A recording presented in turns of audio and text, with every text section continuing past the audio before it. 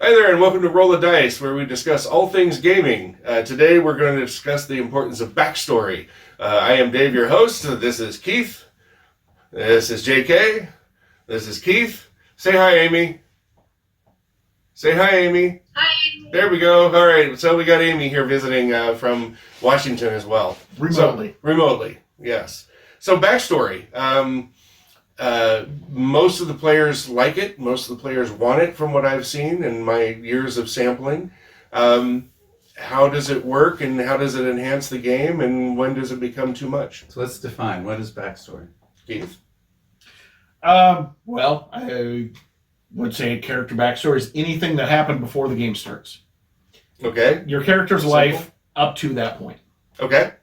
And that can be anywhere back to generations. I've got one person Sure. that has done a family tree back 7 generations Yeah. for their backstory. A part of their backstory. Is it George R. R. Martin? Kind of. Game of Thrones Right. here. How about you, Keith? Backstory. Do you like doing backstories for your characters? Yeah. Is it important to you? It makes it easier to play the character, honestly, because then you can kind of see their headspace and where they're at. But it also depends on the genre that you're doing. Good point. I have noticed that in sci-fi games or cyberpunk games, backstory is relatively not present. I mean, which is strange because it's closest to our real world in time and technology. So it's interesting to me that something that we're most familiar with, they do less backstory. Far less. I mean, to me, it's like a 90-10%. That's been my experience as well. And maybe it is because it's closer to the familiar. That we don't need to pull that out for our own understanding of the Yes. character we're going to play. Yeah. How about you? Maybe. Importance of backstory? Oh, very important. As a writer, and I talk about, when I create a character, they always need a background because they need a motivation. Sure. Right? And when I play, it's the same way. I want to know what is that character's motivation for doing whatever it is. If they're Right. a rogue, what turned them into that? Sure. What motivates them? Is it money? Is Sure. it power? Is it just damn sneakiness? Right. Right. For me, it gives you something to fall back on when you have to make a decision about what does your character do. Yeah. Or, Okay. or what Yeah. do they think or what do they believe. Sure. It gives you a framework Sure. for that. Amy, what do you think? Importance of backstory? Important or not important? Well, I mean, it really depends. The deeper that you go into backstory, for at least in the games that I've played in, it can absolutely affect some things, but there's also a point where you can go too far. Oh, yeah. Where it's just going to be a time suck, at least in my opinion. I'm sure that Sure. there are many people out there that want to know I'm looking at you, JK, Yeah. that want to Yeah. know Guilty. everything Guilty as charged, yes. about yeah, but if I have a general framework that I have figured out of, okay, who do I want to play? How do I want to play them? And then honestly, I will discover things along the way with my character. I will think of things along the way with my character as I go.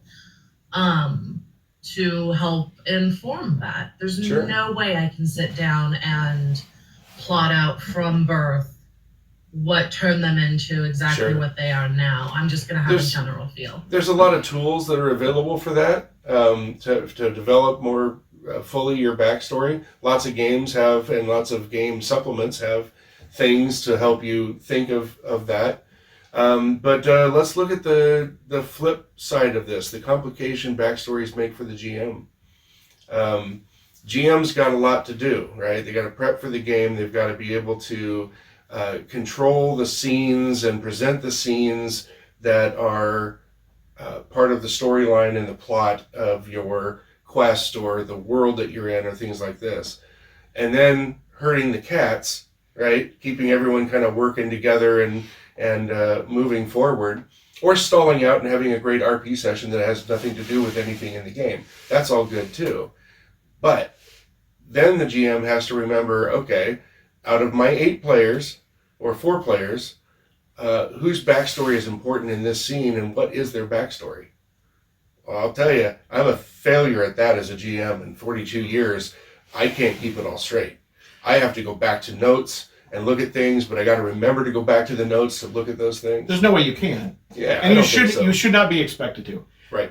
As But a they do. player, of course they do. Yeah. As a player, it's my responsibility to inform you of when my backstory becomes important and why it's important, and to remind you I agree. about it. I agree. I have to be my own character's advocate, right? Right. I can't expect you to remember every little nuanced detail. Right. Or, for that matter, sometimes you build a game around a certain character's backstory. Sure. Absolutely. Star Trials campaign's a That's good what I was example of that thinking one. Yep. I agree totally.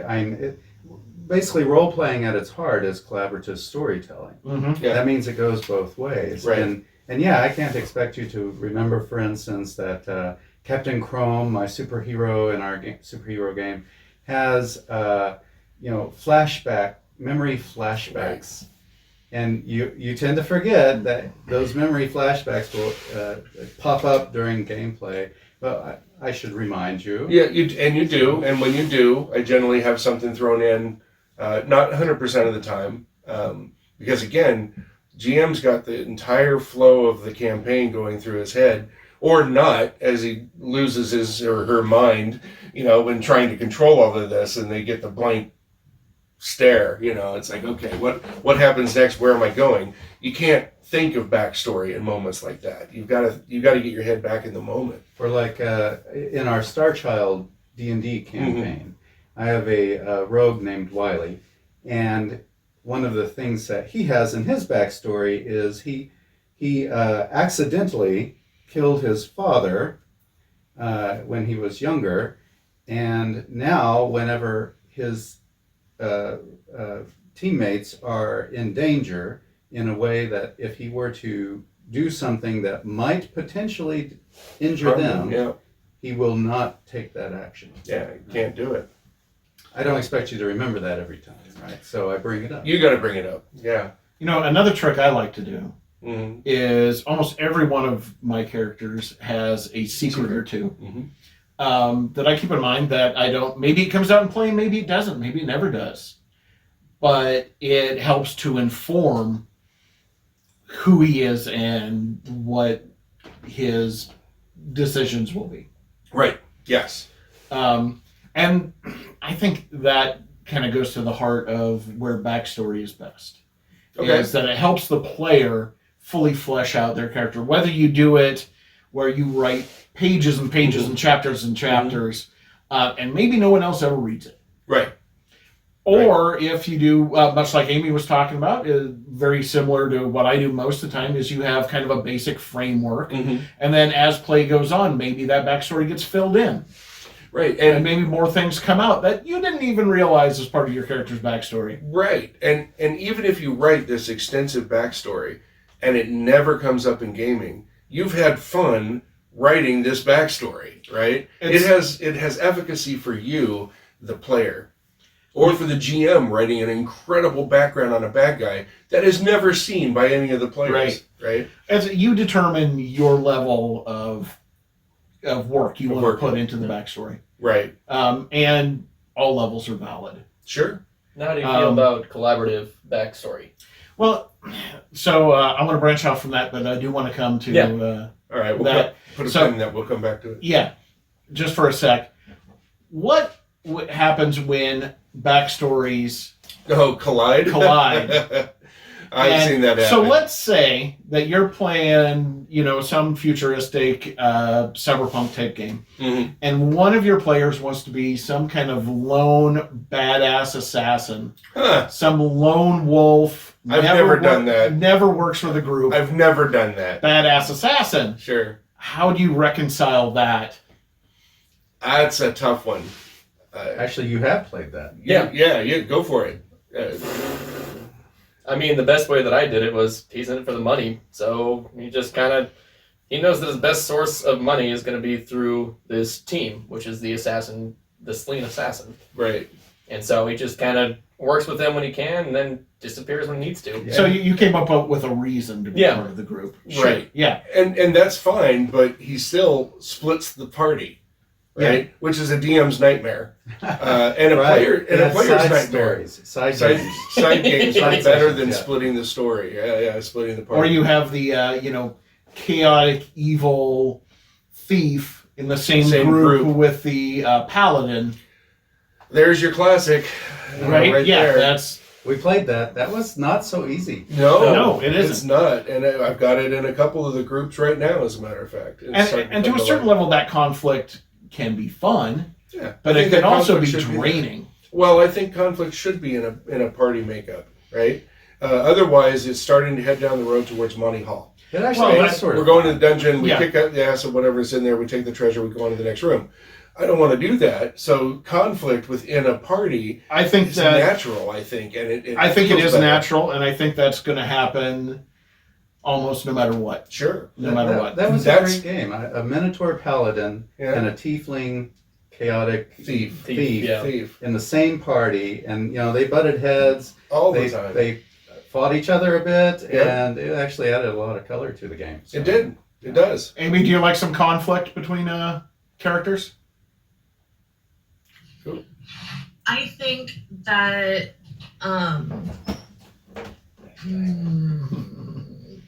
I think conflict between characters also can come down to consent. Oh, sure. Yeah, Sure. absolutely. And are you Yeah. going to create conflict for the sake of there being conflict? Or is conflict going to be there and is just kind of, I mean, nobody gets along 100% of the time. Are we talking about just, normal, everyday, interpersonal dynamics of slight rubbing? Or are we talking about like this is so intense that it's going to end up It's a slugfest, yeah. messing up the entire Well, dynamic and Think about this. In families, I have never really seen siblings get along all the time, right? And in families, that's where you can release your tensions, and everybody gets mad at each other at sometimes, and arguments and whatnot. Well, you've got player characters who spend literally 99% of their time standing next to each other doing something. They go to the Right. store together. They go to the church together. They go to the dungeons together. They travel down the road together. They have got to be sick to hell of each other. Oh, right? sure. Yeah. At times. Yeah, absolutely. So that's going to create its own inner tension, but we're getting a little far afield, bringing it back over to backstory. When you're creating this stuff, you're creating the backstory of future games, Yeah. right? So you're, in a sense, you're going to always be creating backstory. So, like Amy alluded to with consent, there are ways to have make your backstories collaborative, Oh yeah. and where you sit down and you work together to figure out what your intercharacter history is Mm-hmm. with each other. And there's a number of tools. What's the game system that I liked really well for that was Black Box. no? Fate. Fate Oh, system. Fate. Yeah. Fate system. Fate does that really well, especially like Spirit of the Century, Mm-hmm. where that whole character creation is tied in with making backstory that is connected to each Each character, other, right? and that's a play session in and of itself. Oh yeah, absolutely. That's his play. That's part of session 0, I think. Working in the virtual world now, I can pretty much make sure that everybody has their character before the game starts. Right? You use especially in D&D with D&D Beyond, that makes it easy. Right? You go into D&D Beyond, you make it, you're done. Okay, so now you can concentrate on backstory and weaving them into the party and that kind of thing. We had an example just a couple game sessions ago in the superhero campaign. Mm-hmm. So, Oh yeah. so Captain Chrome, who's sort of this, I was playing Captain Chrome, sort of a chrome armored Captain America type, and Keith was playing Kuzma, who's a Russian engineer, right? Engineer's close enough. Physicist, something like that.